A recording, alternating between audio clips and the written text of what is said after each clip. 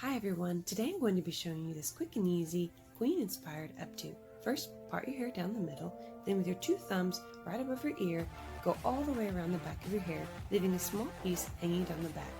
Next, with the upper part it in two pieces and separate all three pieces.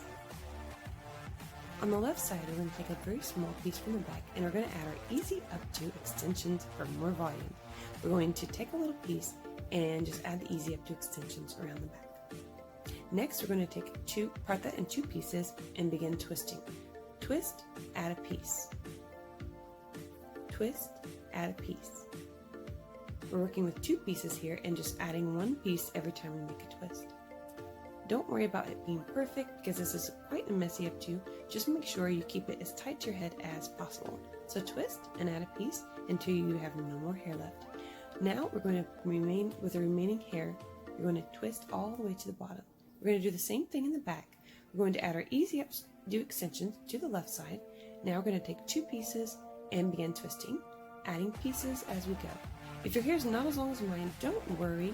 Just twist, and then if it doesn't go all the way around your head, that's just fine. Just pin the twist all the way down as far as it'll go.